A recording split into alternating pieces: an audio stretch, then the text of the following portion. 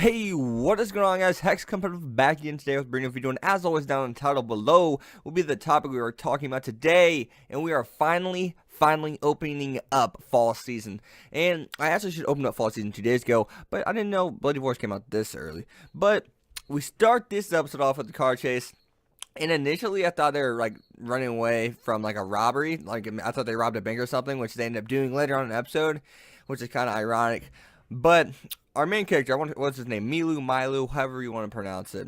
It may not be neither of those. But his character, I just want to dive into his character real quick. So obviously, he's already established in the essence of mentally. Like he knows how to think mentally, but from what we saw in the prison, whenever his father grabbed his hand, and we actually saw that Bloodivores do have powers. They're not just vampires that are like, I don't want to say it, like super athletic and like kind of like Stare for the End vampires. They don't really have powers per se, but they're just really quick. You know, their senses are just hyping to shit ton.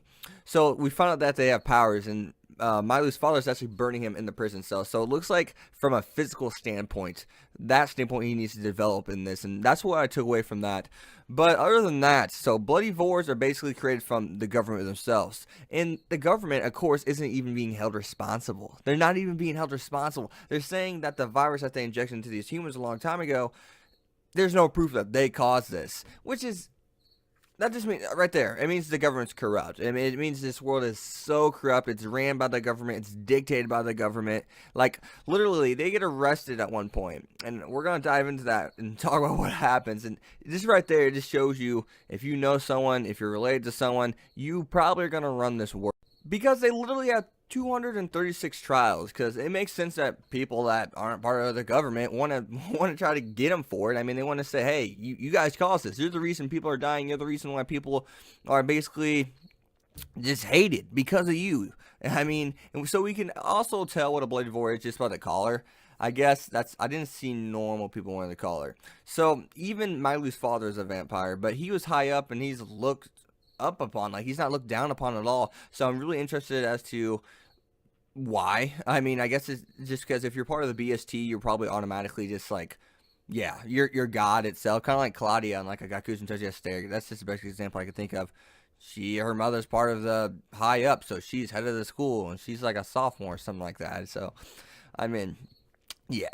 So now let's dive into the bank robbery. So apparently Milu was never actually trying to kill people at the bank, but we actually have the red-haired guy, which I don't think they said his name at all. He was actually going to shoot the kid because the kid shot his face. So it goes to show how dire a situation you're in if you're a Bloodivore. You're probably not going to get exempt from trial. And, well, they actually probably would have, except they were set up because 15 people actually did die.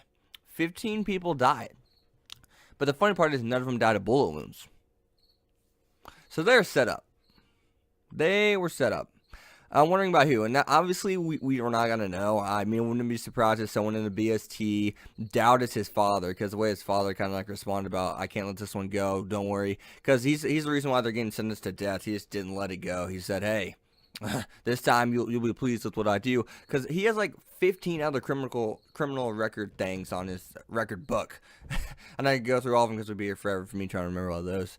And he's been exempt every time because his dad is actually a director in BST, which is really high up. That's higher than police and all that.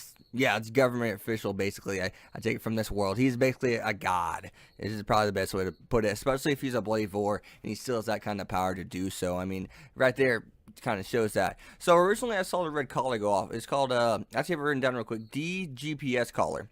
And originally I thought it's just like, if it goes off whenever someone needs blood, because we saw what happens when they do need blood, they go crazy, and it's just kind of like Stare for the End. I did get Stare for the End kind of vibes, and the prison thing kind of gave me like, Dead Man Wonderland vibes, like how it was set up, and didn't have to go to prison, but it's definitely not Dead Man Wonderland, but it did give me some Stare for the End vibes.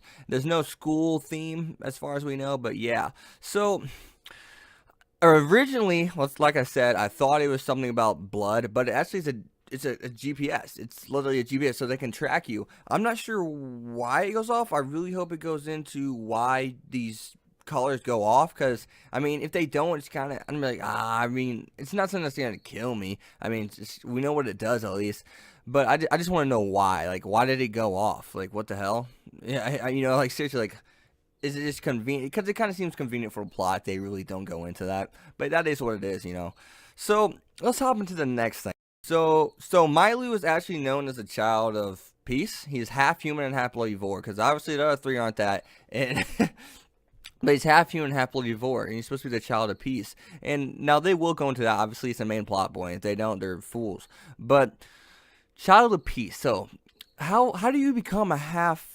Unless his mother. Oh, unless his mother. Okay, now this kind of makes more sense now. We can assume. Like I just find out things when I'm making a video. I kind of ask the question. And it's like, oh, okay, it's right there in front of my face. But so I take it his mother, because all this was actually for his mother. So his mother is probably human, and his dad's obviously vampire. And because they talk about it, he's like, "You're no father of mine. Don't act like the father you should have been," or what. Basically that's what I said, not word for word. But yeah, you guys get the point. And he's like, "Did you find your mother?" And he was interested too. The dad seemed very interested too. I don't know for what reasons. Is it to kill her? Is it to what? Because obviously his dad probably abandoned them. I'm taking it. And his mother, who knows? Who knows what happened to her? Who knows? But she could be dead. She could be captured, isolated. She could have ran away. Who knows? Who knows who she even works for? But other than that, guys, again, to say it right now, if you made it to this end of the video, thank you, thank you, thank you, thank you. And as always, you have been Hexed. Be sure to leave a like, comment, subscribe, follow me on Twitter at Hex25. We'll see you guys next time. And wait a minute, Bloodivores for the win. First episode, great. I loved it.